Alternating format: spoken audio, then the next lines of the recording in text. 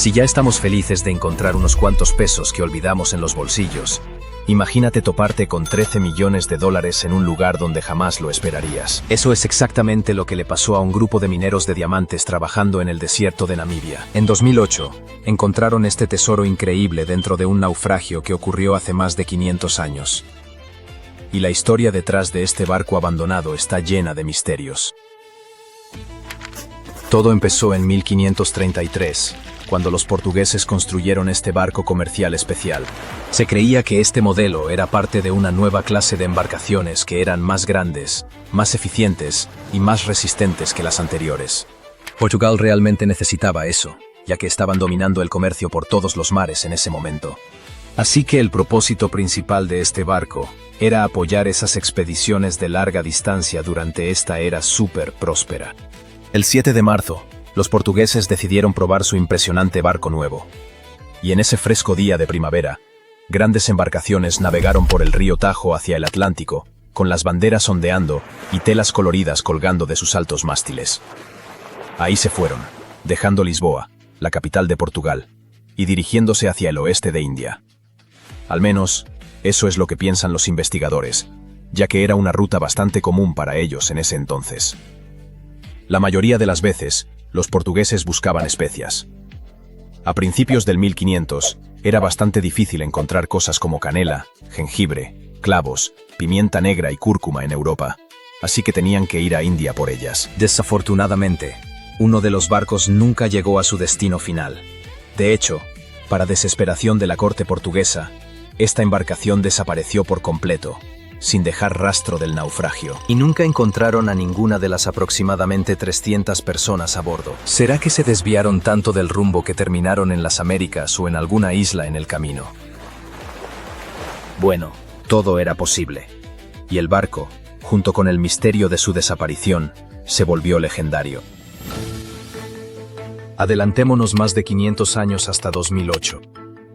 Los mineros de diamantes estaban haciendo lo suyo en una costa cerca de Oranjemund, cuando empezaron a encontrar cosas raras mientras excavaban, como pedazos de metal, madera e incluso objetos extraños que parecían tubos de bronce. Eso definitivamente era raro, así que llamaron a un arqueólogo para averiguar qué estaba pasando.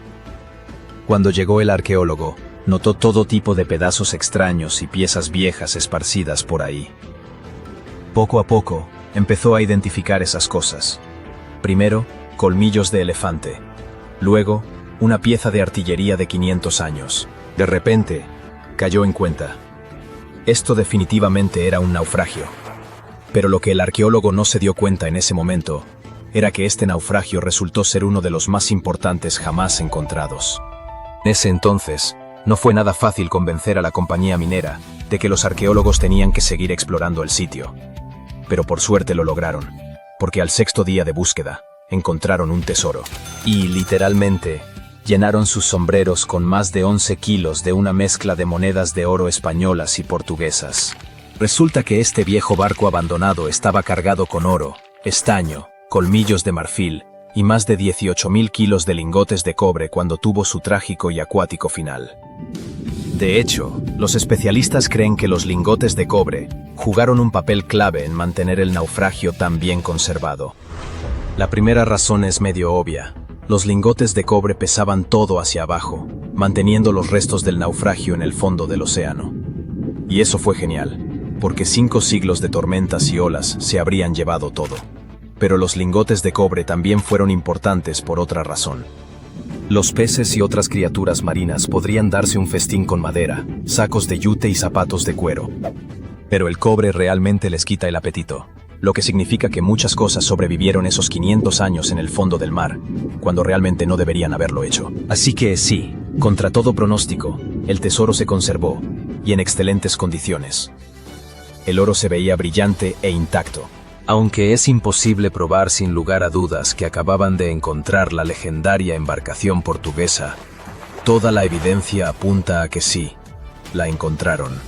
Una pieza de evidencia viene de un antiguo libro portugués, que dice que entre 1525 y 1600, 21 barcos se perdieron camino a India.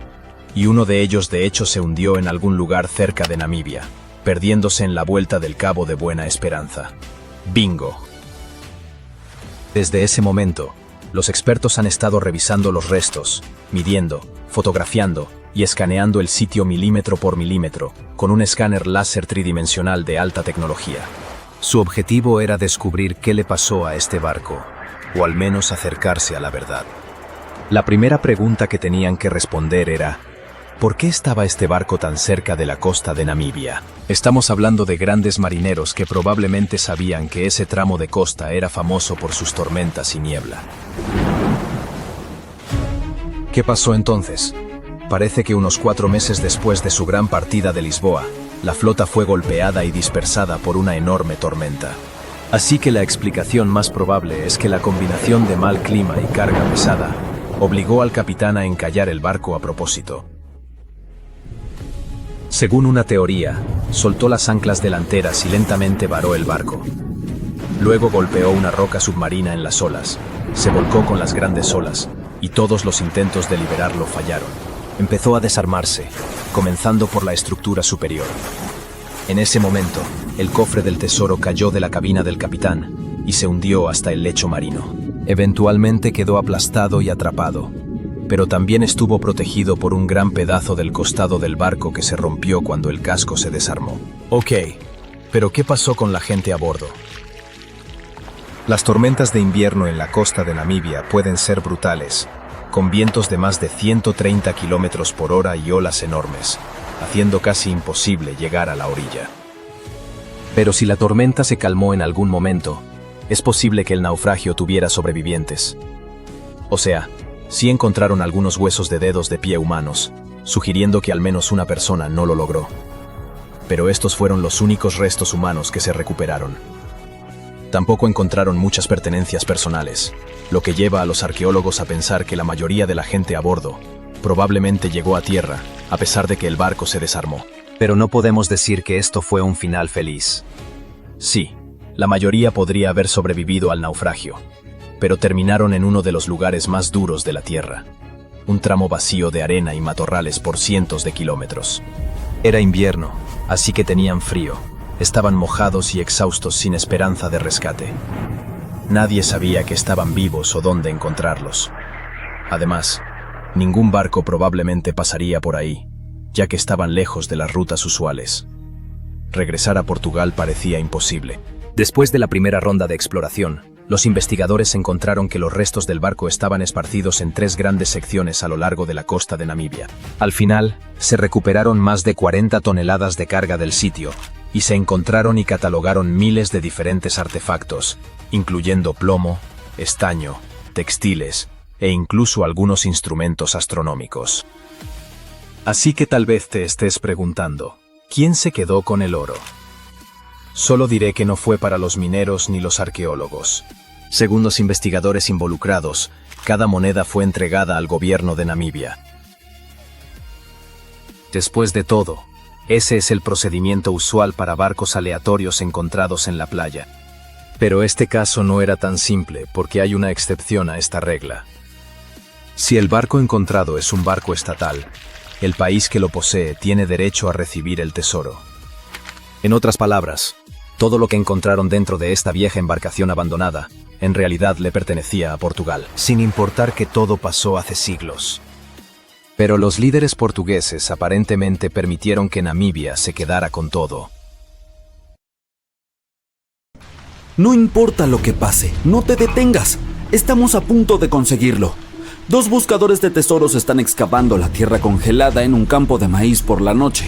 Llueve intensamente, los rayos iluminan el cielo, pero estos 2 hombres siguen trabajando. Y ahora la pala golpea algo sólido.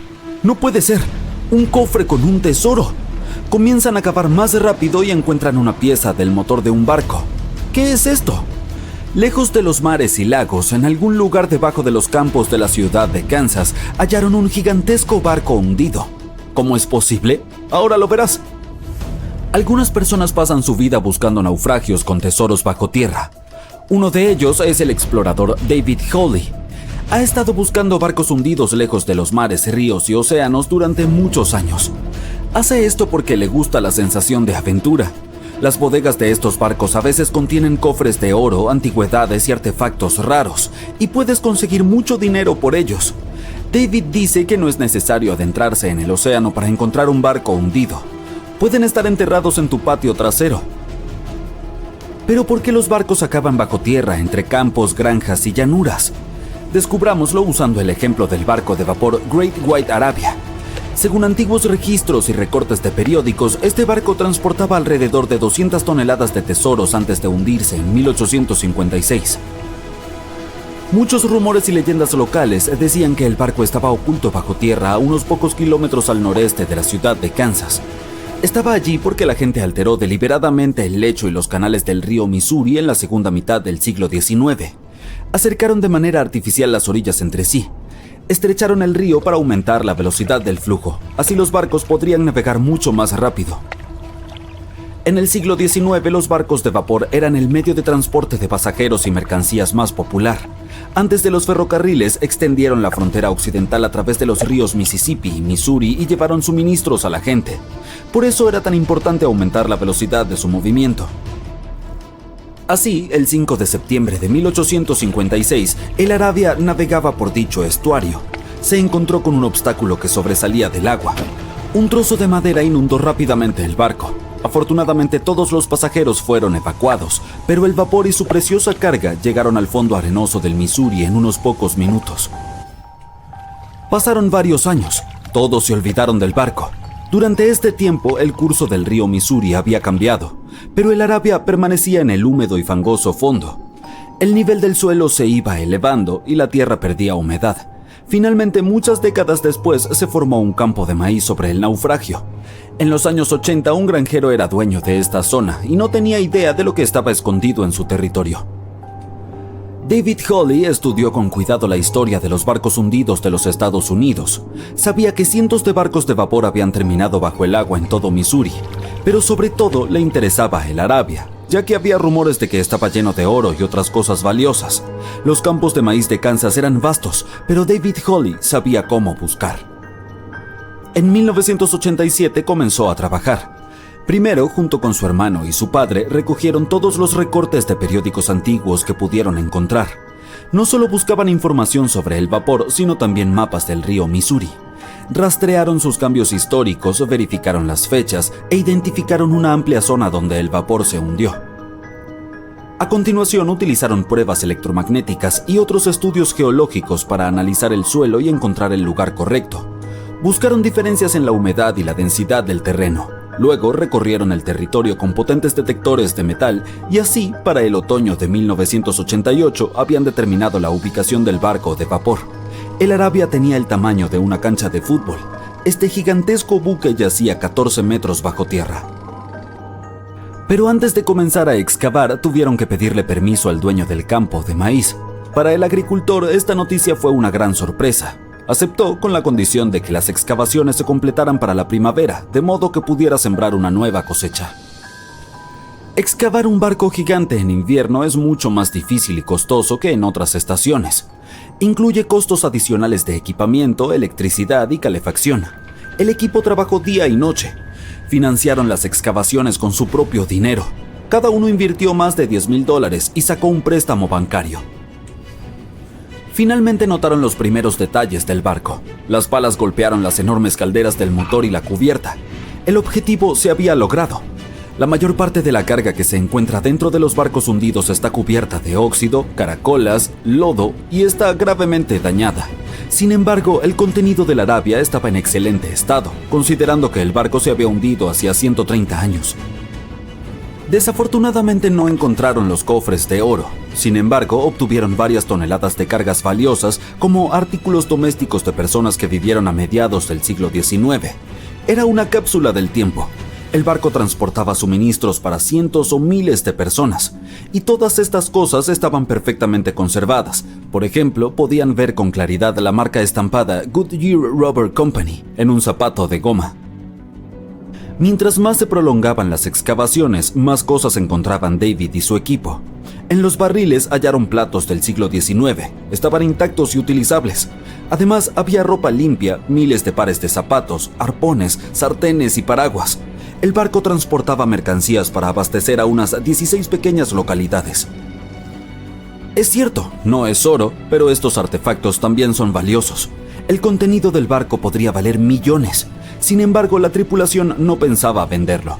Crearon un museo en el sitio de un antiguo mercado de frutas en Kansas. Si vas allí, de inmediato te sentirás como si estuvieras en una tienda del siglo XIX. Hay miles de artículos en buen estado. Incluso las cerillas están lo suficientemente secas como para encender.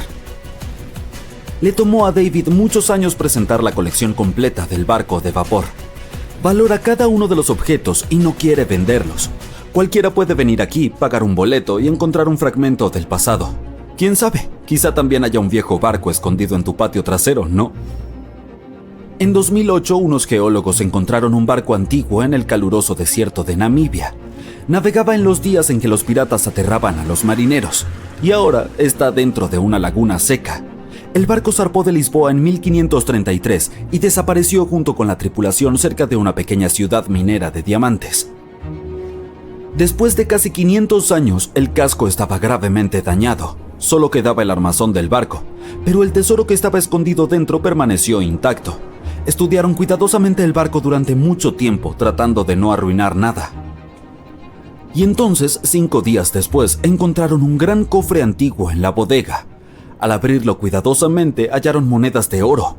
Así, el costo del barco se estimó en alrededor de $10 millones. La causa exacta del naufragio es desconocida, pero los expertos creen que el barco fue destruido por la carga pesada y el mal tiempo. Se hundió hasta el fondo, que después se convirtió en un desierto. Algunos encuentran un avión en su patio trasero, otros un barco, y un hombre halló en su casa un pasaje a una antigua ciudad secreta. Esto ocurrió en Turquía en 1963. El dueño del edificio decidió hacer reparaciones. Fue a su sótano y derribó la pared para convertir este lugar en una sala de estar. Y así, detrás de una pared, encontró un túnel que conducía al subsuelo. El hombre pensó que era algún tipo de cámara secreta. Bajó y se dio cuenta de que era mucho más que eso. Se trataba de una ciudad antigua de 18 pisos de profundidad. Fue construida entre los años 780 y 1180 como refugio ante desastres climáticos y la invasión de enemigos. Este lugar también oculta muchos túneles subterráneos que se extienden por varios kilómetros en distintas direcciones. Las personas podían llegar a la ciudad desde diferentes puntos utilizando pasajes secretos que conducían a estas rutas. La ciudad puede albergar a cerca de 20.000 residentes, ganado. A principios del siglo XX, en algún lugar de la costa de África Occidental, un buque de vapor alemán abandonaba el puerto. De repente, el tiempo empeoró. El barco entró en una espesa niebla y terminó encallado en un banco de arena cercano a la costa. Por suerte nadie resultó herido e incluso pudieron salvar su preciada carga. Pero el barco quedó atrapado en la arena para siempre. Y no estaba solo. Casi toda la costa occidental de Namibia se llama Costa de los Esqueletos.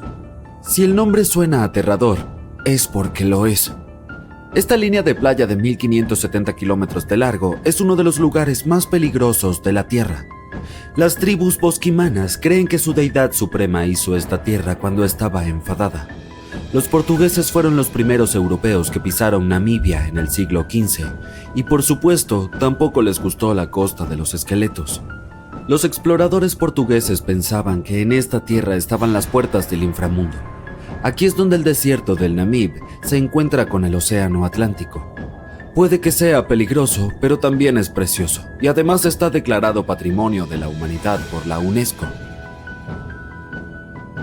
Si la Costa de los Esqueletos tuviera un director de relaciones públicas, renunciaría al cargo el primer día de trabajo. La zona no es precisamente apta para turistas, debido a su geografía y su historia. Bajo la arena y las olas hay una corriente marina secreta que acecha a los navegantes desprevenidos. Se llama Corriente de Benguela. Fluye a lo largo de la costa de África. Esta parte del Atlántico es rica en vida marina, pero en la costa el ambiente es bastante poco amigable.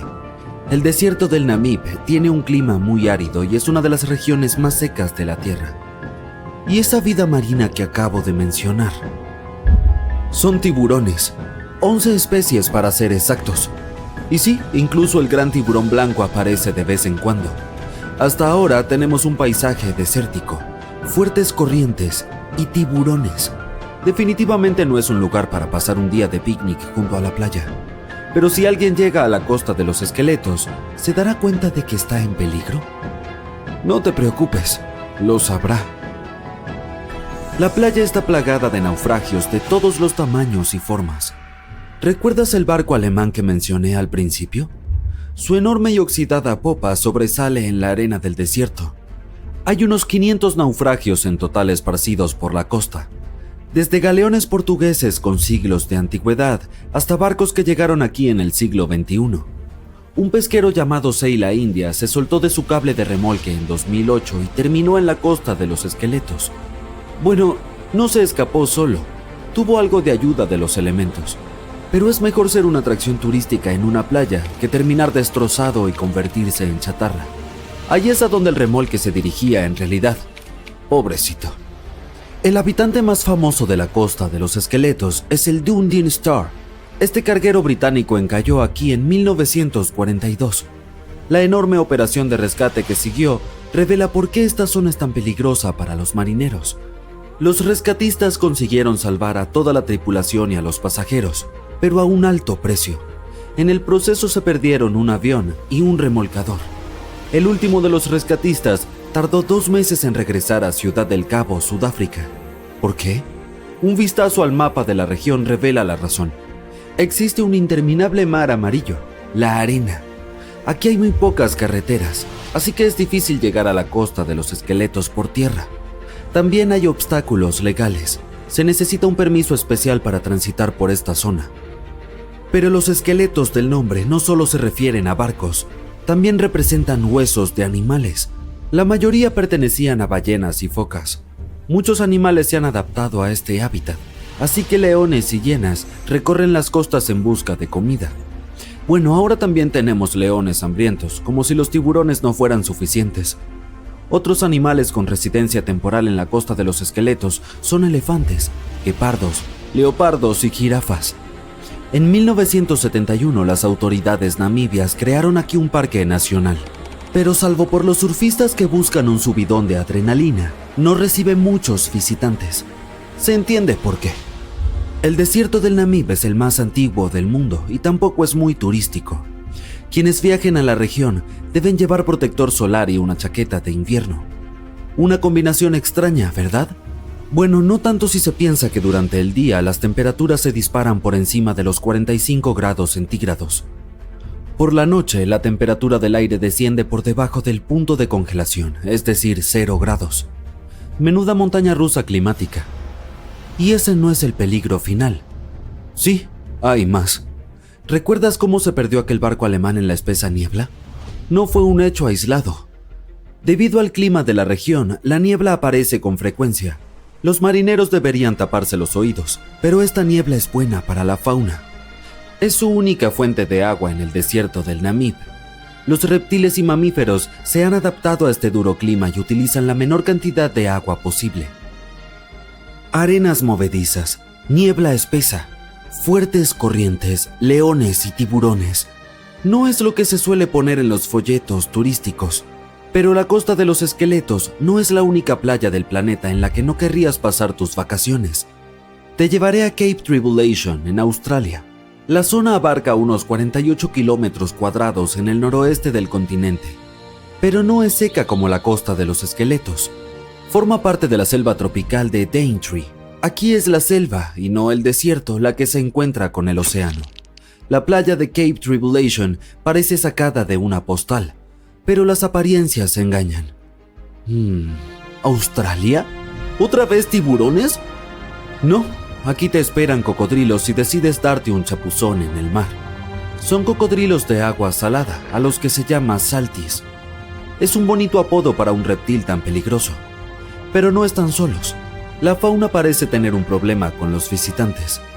De octubre a junio, las aguas que rodean Cape Tribulation se llenan de medusas de caja, también llamadas avispas de mar. Su veneno afecta al sistema cardiovascular humano. Si un nadador es tocado por una medusa, no tendrá tiempo de llegar a tierra para pedir socorro. El vinagre ayuda a neutralizar la picadura, por lo que conviene llevar una botella de repuesto en el equipaje. Los cocodrilos y las medusas suenan peligrosos, pero hay otro animal del que debes cuidarte: Se trata del jabalí. Puede sonar gracioso, pero no te reirás cuando te persiga uno por la playa. En Australia viven 21 millones de jabalíes. Son activos sobre todo de noche, lo que aumenta aún más el peligro de que uno de ellos se lance sobre ti en la oscuridad. La mejor defensa es correr en círculos. Los jabalíes no cortan bien las esquinas. Probablemente por eso no son muchos los que se dedican a las carreras. Cape Tribulation te tiene reservado un último peligro y no es un animal. Aquí hasta los árboles conspiran contra los visitantes. El árbol urticante tiene ese nombre por una buena razón. Si intentas agarrar una de sus hermosas bayas rojas, se defenderá. Sus púas son como pequeñas esquirlas de cristal. El efecto desagradable que producen en la piel dura un mes. Luego está el arbusto de la espera. Pero, ¿quién llama así a estas especies? Esta larga enredadera tiene pinches que te agarran y no te sueltan.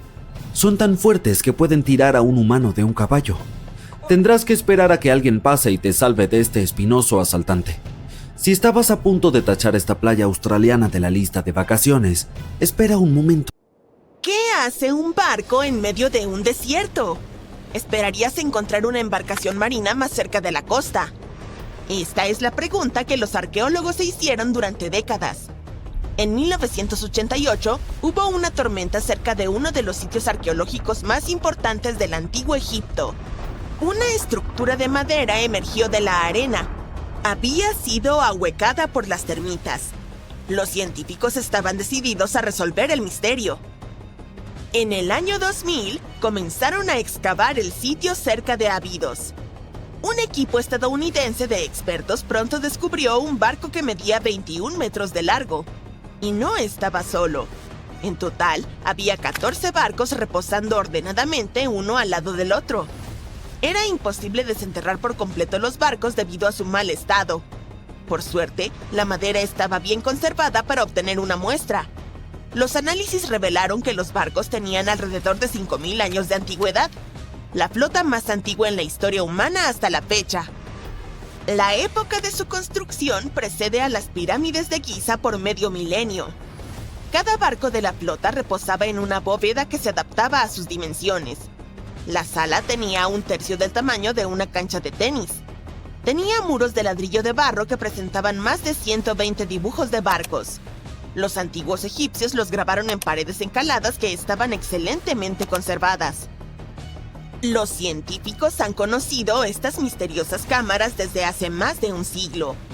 Un arqueólogo británico, Arthur Weigall, se topó con una estructura extraña al oeste del río Nilo. Su equipo logró vislumbrar las paredes interiores. Lamentablemente, una sección del techo colapsó, por lo que tuvieron que cancelar la exploración. Los investigadores abandonaron el sitio, pero su ubicación permaneció en los mapas. La posición de los barcos primero llevó a los científicos a pensar que descansaban sobre un banco del poderoso Nilo. Pero había un problema con esta teoría. Hoy en día, el río fluye casi 11 kilómetros al oeste de Abidos.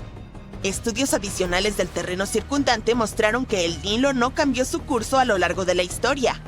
Además, si los barcos flotaran cerca de un muelle, estarían en posiciones inestables. Los 14 barcos de Abidos estaban perfectamente paralelos entre sí. Solo había una conclusión posible. Alguien los había colocado intencionalmente de esa manera, con mucho esfuerzo. Cada barco tenía espacio suficiente para 30 remeros. Estas embarcaciones podían flotar, no eran modelos. Pero los académicos aún no saben si realmente navegaron por algún cuerpo de agua en el antiguo Egipto.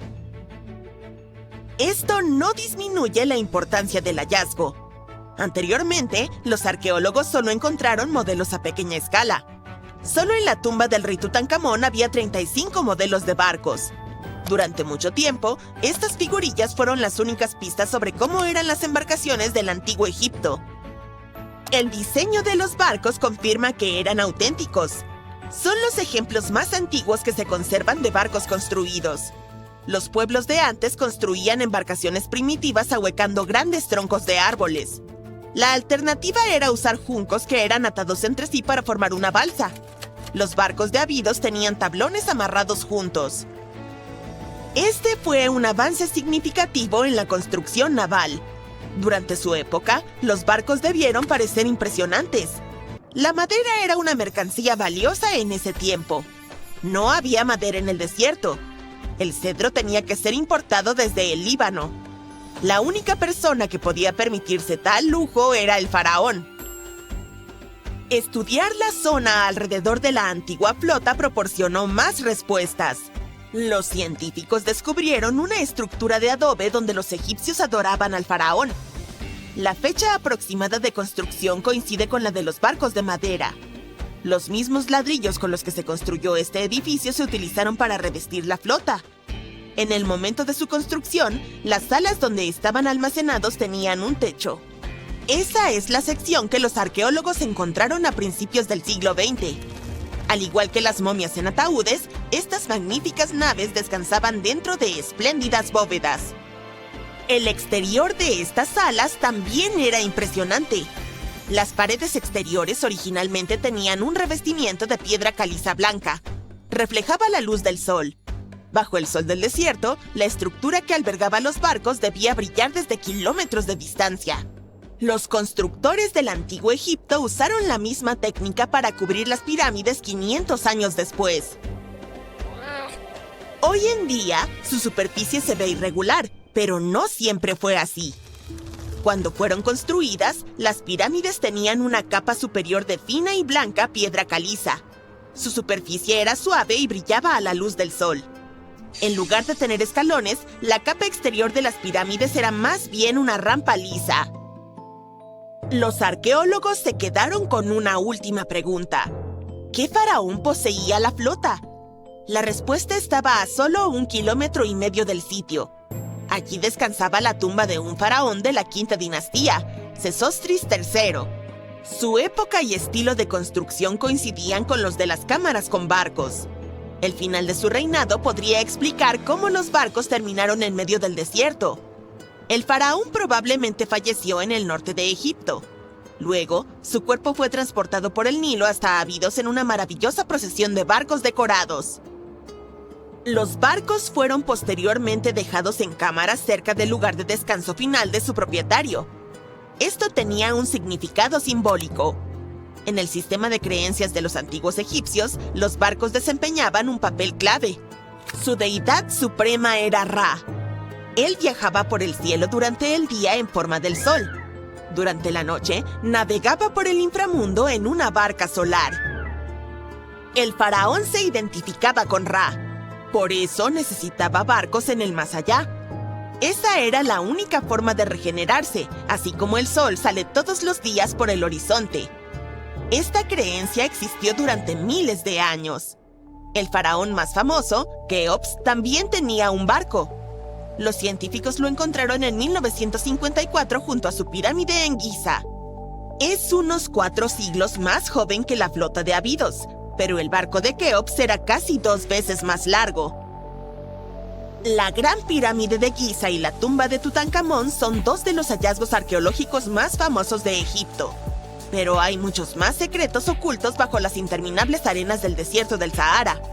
En 2020, los arqueólogos encontraron una ciudad perdida allí. La han catalogado como el descubrimiento más importante desde la tumba de Tutankamón en 1922. La ciudad de Atón tiene unos 3.000 años. Los historiadores esperan que les brinde una visión única de la vida cotidiana de los antiguos egipcios. El famoso arqueólogo y egiptólogo Zahi Hawass proclamó el sitio como una ciudad dorada perdida. Atón se encuentra a unos 500 kilómetros al sur de la capital de Egipto, El Cairo. Está cerca del famoso Valle de los Reyes. Los arqueólogos encontraron primero secciones de muros de adobe que se extendían en todas las direcciones. Descubrieron habitaciones con un barco lleno de oro y otros tesoros valorados en más de 13 millones de dólares fue encontrado en medio del desierto de Namibia después de casi 500 años. El trabajador que lo encontró estaba buscando diamantes, pero terminó con algo mucho más valioso para la historia. Había algunos bloques de cobre, algo de madera, tuberías y colmillos de elefante. Los mineros llamaron a un arqueólogo que pronto se dio cuenta de que no era una playa alterada como pensaban, sino un naufragio. Todas las pruebas mostraron que se trataba de un barco mercante portugués, Bom Jesus, que desapareció en el siglo XVI. Los expertos creen que era un tipo especial de barco, más grande, fuerte y resistente que los antiguos barcos de Portugal y España. Estos navíos se construyeron para llevar a los exploradores portugueses en largos viajes a lugares lejanos como India, China y Japón, y regresar con toneladas de carga. Es probable que el Bom Jesus estuviera transportando tesoros de Lisboa, Portugal, hacia el oeste de la India. Pero parece que en su camino alrededor del extremo sur de África, cerca de Namibia, una gran tormenta empujó al barco demasiado cerca de la costa. El barco chocó contra una roca, se volcó y se rompió, y se hundió en el océano.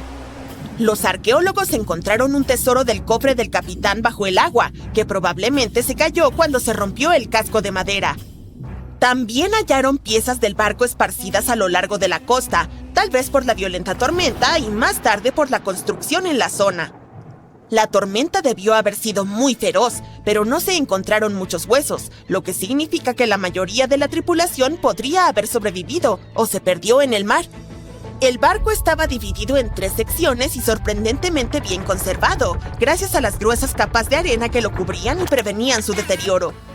Los arqueólogos que estudiaron el naufragio descubrieron más de 40 toneladas de carga.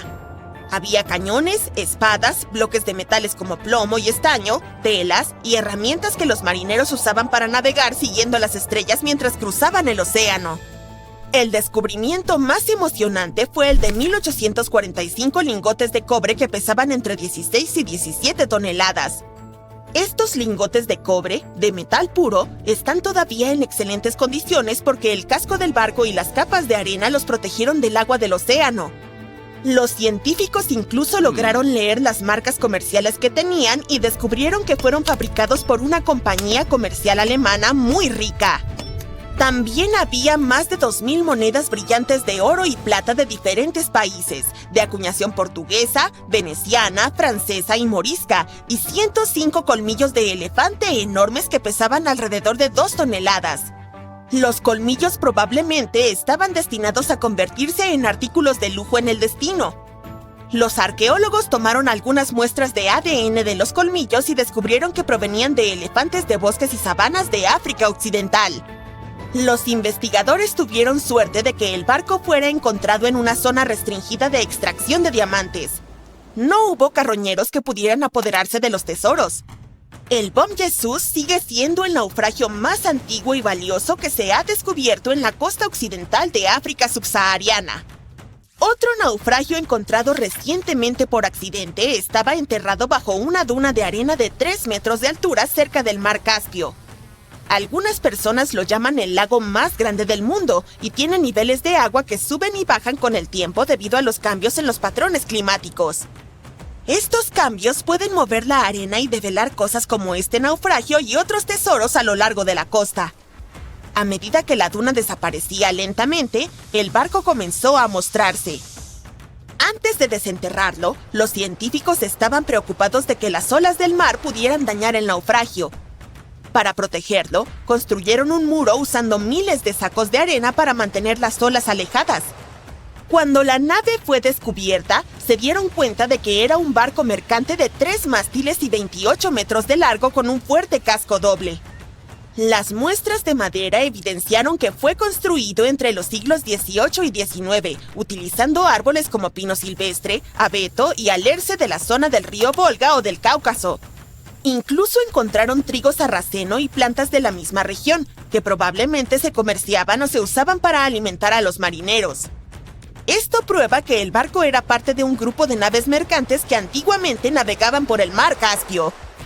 Un pescador aficionado, Gürkan Gürbüz, que estaba a 6 metros bajo el mar frente a la costa de Turquía, notó algunos restos metálicos enormes. Tenía una cámara submarina, así que hizo tomas del descubrimiento y las llevó a los científicos. Ellos inmediatamente comenzaron una investigación y descubrieron que debía ser un naufragio de las primeras décadas del siglo XX. Podría ser uno de los barcos del Imperio Otomano que tenían la importante misión de entregar suministros, pero desapareció sin dejar rastro. Los científicos obtuvieron permiso para estudiar en detalle este naufragio del Mar Negro con el fin de aprender más sobre sus misterios. Esperan encontrar los documentos del astillero para obtener algunas respuestas, ya que el barco en sí está en condiciones terribles y es complicado trabajar con él. Unos robots submarinos que pertenecen a una empresa de petróleo y gas notaron cientos de ánforas antiguas intactas en el lecho marino del Mediterráneo Oriental. Los expertos piensan que esas jarras tienen 3.300 años. Esto convierte el hallazgo en el naufragio más antiguo en aguas profundas. Probablemente, las jarras se usaban para almacenar aceite u otros productos agrícolas como frutas. Esto demuestra que las personas que hicieron estas ánforas organizaron el comercio marítimo y poseían increíbles habilidades de navegación. Parece que los antiguos marineros lograron atravesar el mar Mediterráneo sin tener una línea de vista a ninguna costa. Todo lo que podían ver era el horizonte, por lo que debieron haber usado el sol y otras estrellas para orientarse. Frente a las costas de Sicilia, a unos 6 metros bajo la arena y la roca, unos arqueólogos encontraron un naufragio tan antiguo que no están seguros de qué materiales se usaron para construirlo. Creen que el barco es del siglo V o VI a.C., lo que significa que tiene más de 2.500 años. Este antiguo barco no estaba solo. Los investigadores también encontraron 2 anclas de hierro en forma de T invertida de alrededor del siglo VII de nuestra era y 4 anclas de piedra de tiempos prehistóricos en las cercanías. Uno de los anclajes de piedra estaba roto y podría haber tenido piezas de madera unidas para ayudarlo a sujetarse al fondo marino. Descubrieron que el barco en sí fue construido usando solo la técnica de sobrecasco. Las tablas de madera del barco estaban conectadas tan firmemente que podían soportar la embarcación por sí solas, con vigas añadidas solo para hacerla más fuerte. Lamentablemente, el casco de madera del barco es muy frágil ahora porque unas pequeñas criaturas marinas que comen madera lo han dañado con el paso de los años. Los científicos están siendo muy cautelosos mientras lo estudian para asegurarse de que no se desintegre. Este descubrimiento es de gran relevancia porque fue construido durante una época en la que Sicilia era sumamente importante para el comercio. En ese entonces, los griegos y los púnicos estaban tratando de tomar el control de los mares mucho antes de que Roma se convirtiera en el gobernante del Mediterráneo.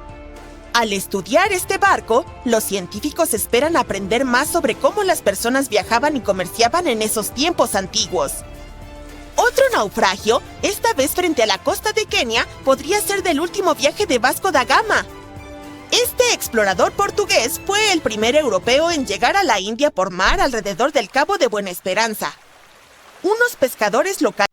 Hace 360 años, un enorme barco británico, el London, explotó en un estuario del Támesis. La tragedia cobró más de 300 vidas, incluyendo a los marineros y a sus seres queridos. Nadie sabe exactamente qué condujo a este desastre, pero los científicos finalmente están cerca de la verdad. Unos buzos encontraron accidentalmente un cañón de bronce bien conservado del barco. Este cañón, que estuvo enterrado en limo y arcilla durante siglos, podría tener todas las respuestas. El London fue un barco de servicio construido para la Armada de la Mancomunidad de Inglaterra. Partió en su primer viaje en junio de 1656. El barco desempeñó un papel crucial en la historia británica al formar parte de un convoy que fue a los Países Bajos en 1660 para recoger a Carlos II y restaurarlo en el trono. 5 años después, en marzo de 1665, estaba viajando de Chatham a Hope. Desde allí, el almirante John Lawson se suponía que debía llevarlo al mar, pero justo antes de llegar a la boya del Nowhere, la pólvora explotó repentinamente en el barco. Unas 25 personas que estaban en la cabina de popa y el camarote sobrevivieron, pero más de 300 se ahogaron. El barco se partió en 2 pedazos. Henry Bennett, el conde de Arlington, difundió rumores de que todo ocurrió por culpa de la pólvora barata y de baja calidad que había en el barco. Cuando los expertos de ese tiempo inspeccionaron el naufragio, concluyeron que los cañones todavía podían ser rescatados, pero el barco en sí era una pérdida total. Más tarde, cuando se recuperaron algunos de ellos en 1679, hubo un escándalo debido a que intentaron usarlos para saldar una deuda no relacionada. En 2005, los buzos redescubrieron el London. Para protegerlo, las autoridades portuarias incluso tuvieron que mover la ruta de navegación y un equipo de arqueólogos comenzó a trabajar explorándolo. Este naufragio es importante porque nos ofrece conocimientos reales sobre la historia naval inglesa. La visibilidad en el estuario del Támesis puede ser terrible. A veces ni siquiera puedes ver 50 centímetros delante de ti. Trabajar en el sitio también es muy difícil porque está en un entorno de mareas complicadas y en una vía marítima muy transitada, donde enormes barcos de carga pasan constantemente. Así que cuando de repente apareció un cañón clavado en el barro, significaba que las condiciones tenían que ser absolutamente perfectas. Los expertos creen que el hallazgo es de la era de la Commonwealth, fundido entre 1656 y 1657 y tiene un tamaño mediano de unos 2,5 metros de largo. Formaba parte de un conjunto especial hecho específicamente para el London y se colocó en la cubierta inferior del barco. Cada cureña de cañón del London era única, ya que todos sus cañones provenían de diferentes países y periodos de la historia naval. Los cañones grandes eran muy raros y extremadamente caros de fabricar, ya que requerían toneladas de bronce o hierro y debían ser fundidos individualmente. Por eso, la Marina a menudo tomaba cañones de barcos rivales capturados, viejos naufragios o buques retirados del servicio. El nuevo hallazgo es una de las pistas que podrían ayudar a los científicos a resolver el misterio de la tragedia de Londres. Hasta ahora también han encontrado zapatos de cuero, piezas de instrumentos, herramientas de madera, cuerda y una brújula. Para ellos, todos estos artefactos son como piezas de un rompecabezas. Aún no tienen suficiente evidencia para estar seguros, pero parece que tanto la pipa como las velas podrían haber sido fuentes de llamas que desencadenaron una explosión mayor. Algunos trabajadores hicieron otro hallazgo asombroso en una cantera inundada en el sureste de Inglaterra, a unos 100 kilómetros al sureste de Londres. Tropezaron con los restos de un barco raro de la época isabelina, a cientos de metros de la costa más cercana. Encontrar un barco de finales del siglo XVI es un gran acontecimiento porque muy pocos navíos de esa época han sobrevivido. Y estudiarlo podría ayudar a los científicos a responder algunas grandes preguntas sobre una era importante de la historia, cuando Inglaterra se estaba convirtiendo en un actor principal en el comercio europeo. Hoy en día, el sitio de la cantera se encuentra a unos 300 metros del mar, pero en el siglo XVI era parte de la costa. Los arqueólogos piensan que el barco se hundió en un cabo rocoso o alguien lo dejó allí cuando estaba demasiado dañado para seguir navegando. Aún no lo han identificado, pero estudiaron más de 100 piezas de su casco de madera, leyeron los anillos de los árboles y descubrieron que fue construido con robles ingleses talados entre 1558 y 1580. En esa época, el norte de Europa estaba cambiando del antiguo método clinker, donde las tablas se superponían como escamas de pescado, al estilo Carvel del Mediterráneo, en el que las tablas eran lisas y se unían entre sí, clavadas a un bastidor interno. La madera vieja se suele pudrir rápidamente cuando está expuesta al aire o al agua. Pero si está enterrada bajo una capa gruesa de lodo o limo sin oxígeno, puede sobrevivir durante siglos, y eso es exactamente lo que ocurrió aquí. El equipo está utilizando escáneres láser y fotografía digital para documentar todo sobre el naufragio. Una vez que terminen su investigación, planean volver a enterrar las maderas bajo el limo en el lago de la cantera, para que el barco pueda permanecer allí seguro por muchos siglos más. En Noruega, un equipo de arqueólogos encontró un barco en un lugar aún más inesperado. En un campo llano.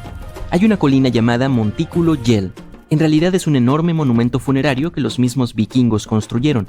El agricultor, que es dueño del campo, quería cavar algunas zanjas de drenaje, pero primero necesitaba que los expertos revisaran si había algo importante bajo tierra. Los arqueólogos utilizaron un georradar de alta resolución, acoplado a un vehículo similar a un tractor. Al escanear el campo, descubrieron que estaba lleno de montículos funerarios. Al menos 8 nuevos que nadie había encontrado antes, y debajo de uno de los montículos, el radar captó el contorno de un barco. En la época de los vikingos, los barcos eran extremadamente valiosos, por lo que solo los enterraban con personas muy importantes. Los científicos solo han encontrado 3 entierros de barcos en toda Noruega, y este es el primero nuevo en años. El equipo cree que este barco es de la época vikinga, probablemente entre los años 500 y 1000 después de Cristo. Y como el túmulo funerario que lo cubría se aplanó con el tiempo, el barco ahora está a solo medio metro debajo del suelo, muy cerca de la superficie. Mide cerca de 20 metros de largo y el radar mostró que partes como la quilla y las tablas del suelo están preservadas. Los arqueólogos planean explorar más utilizando herramientas no invasivas para no dañar nada por accidente. Si es necesario, comenzarán una excavación. Muy lejos de Noruega, en el desierto de Namibia, un minero en busca de gemas encontró accidentalmente un naufragio legendario de casi 500 años de antigüedad. Los trabajadores llamaron a un arqueólogo para examinarlo y pensaron que debían ser los restos de un buque mercante portugués, el Bom Jesus, que había desaparecido misteriosamente en el siglo XVI.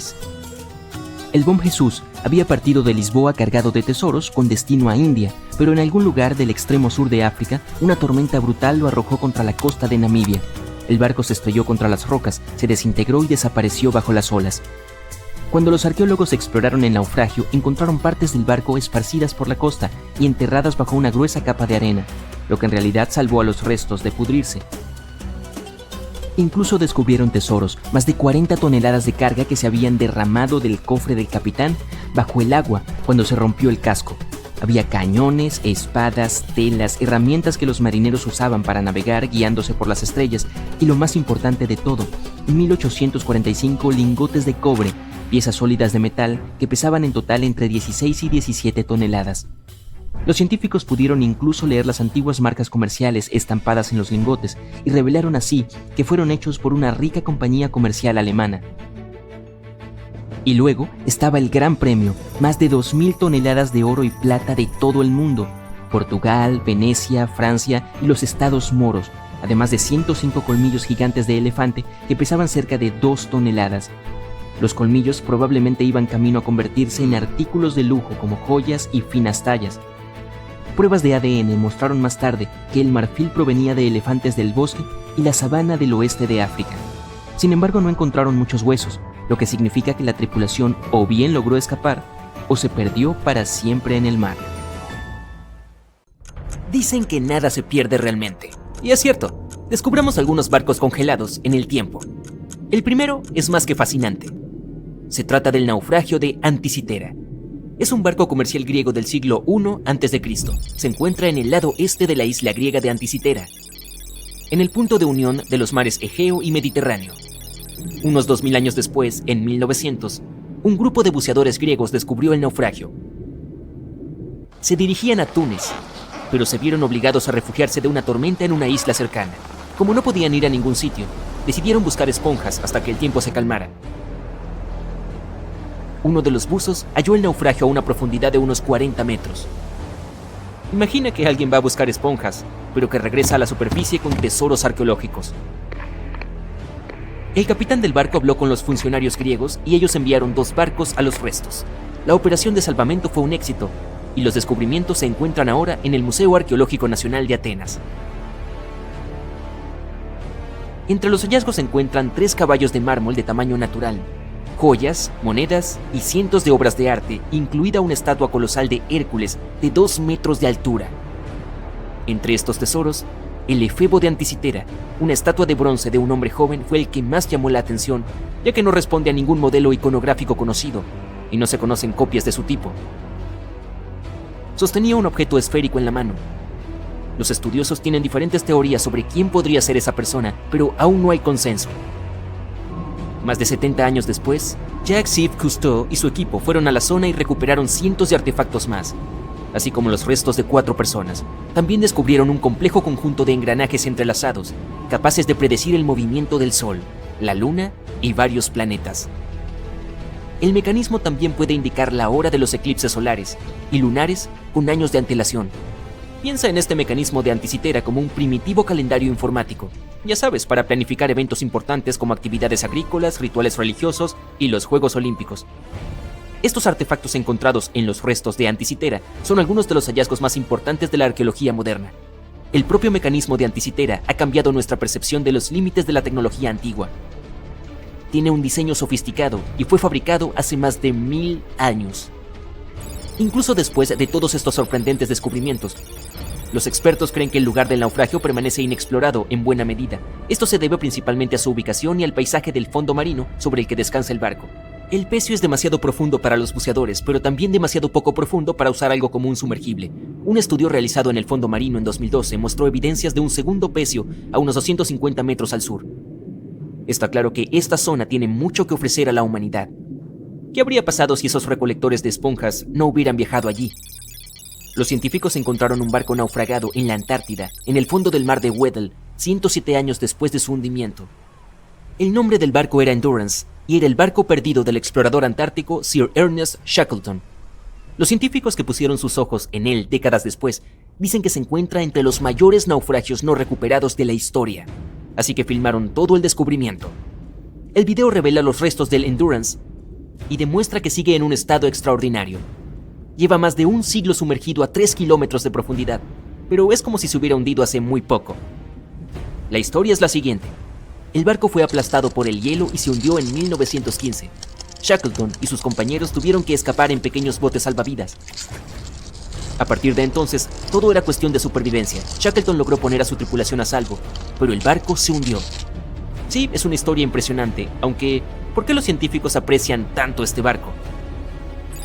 En primer lugar, la expedición imperial transantártica de Shackleton navegó para realizar la primera travesía terrestre de la Antártida. Sí, la tripulación quedó atrapada en el hielo, pero la intención era importante. En segundo lugar, se trata del propio desafío de hallar el naufragio. El mar de Weddell está casi siempre cubierto por un grueso hielo marino, el mismo que hizo que el Endurance se hundiera. Acercarse al lugar del presunto hundimiento es súper difícil y ni hablar de llevar a cabo la investigación. Los expertos del equipo de exposiciones modernas previeron el momento con la menor extensión del hielo marino antártico utilizando imágenes satelitales. Se dieron cuenta de que el clima estaba a su favor para iniciar una expedición. El Dr. John Shears dijo que han completado con éxito la búsqueda de naufragios más difícil del mundo luchando contra un hielo marino en constante cambio, ventiscas y temperaturas que descienden a menos 18 grados Celsius. Si estas condiciones son las favorables, no puedo imaginar las peores condiciones en la Antártida. Por último, mira esto, es madera. Está en muy buen estado y es posible leer el nombre del barco. Aún es visible. El arqueólogo marino Mensum Bond dice que este es el mejor naufragio de madera que ha descubierto. Tiene una carrera de 50 años, así que le creo. ¿Cómo es que la madera no está podrida? La doctora Michelle Taylor, bióloga de las profundidades polares, asegura que la madera se ha deteriorado poco porque los animales que comen madera no se encuentran en esta región libre de bosques de la Antártida. Los trabajadores de una mina de carbón en el este de Serbia descubrieron 3 naufragios que llevaban allí al menos 1300 años. El mayor de los naufragios es una antigua flota romana. Tiene unos 15 metros de largo y un fondo plano. Se calcula que el barco podía llevar una tripulación de 30 a 35 personas. Y observando el casco se pueden ver las marcas de las reparaciones. Vaya, tuvo una larga carrera. Nos ofrece un panorama de la vida hace más de 1000 años. Las 2 embarcaciones más pequeñas, por otro lado, coinciden con las descripciones de barcos utilizados por grupos eslavos para atacar la frontera romana. Han sido descubiertas debajo del lodo y la arcilla en el lecho de un antiguo río. Al parecer, en aquellos tiempos había una base romana en un lugar llamado Viminacium. Curiosamente, Viminacium era una capital de provincia con unos 40.000 habitantes en el siglo IV después de Cristo. A modo de comparación, era aún más grande que Pompeya. La mina de carbón de Kostolac es un centro de joyas ocultas. Los arqueólogos ya habían encontrado aquí pruebas de actividad humana y animal. Por ejemplo, en 2012 los expertos hallaron huesos de al menos 5 mamuts lanudos que se extinguieron hace unos 10.000 años. Unos arqueólogos han encontrado un barco 150 años después de su desaparición en las aguas del Ártico canadiense. Este buque mercante se llama HMS Investigator. Fue adquirido en 1848 para buscar el barco del explorador Sir John Franklin, que se perdió en la expedición del Paso del Noroeste. Así, el HMS Investigator partió de Gran Bretaña en 1850 para esta operación de rescate, dirigida por Robert McClure. El capitán se dio cuenta de que se encontraba en la etapa final del Paso del Noroeste, la ruta marítima a través de América del Norte. Sin embargo, antes de que pudiera adentrarse en el mar de Beaufort, el barco de 122 toneladas se atascó en el grueso hielo. La tripulación pasó el invierno en el estrecho del Príncipe de Gales. En el verano siguiente, McClure intentó, una vez más, navegar hasta el final del paso, pero el hielo volvió a bloquearle el camino. La tripulación se vio obligada a abandonar el barco por segunda vez.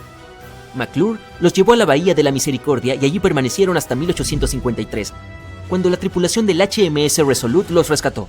Imagínalo, una tripulación de 60 personas tuvo que pasar 3 inviernos en el Ártico sin saber si sobrevivirían. Más tarde, el barco fue hallado en posición vertical a una profundidad de unos 11 metros. Estaba en muy buen estado. El agua del Ártico impidió que la cubierta exterior se deteriorara rápidamente. El contorno del barco y su madera pueden apreciarse sin problemas. Además, los arqueólogos han descubierto artefactos en tierra abandonados por los marineros.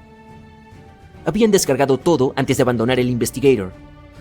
También han descubierto 3 tumbas de marineros y un naufragio de la Marina Británica en la zona. Me pregunto qué más podrían encontrar allí.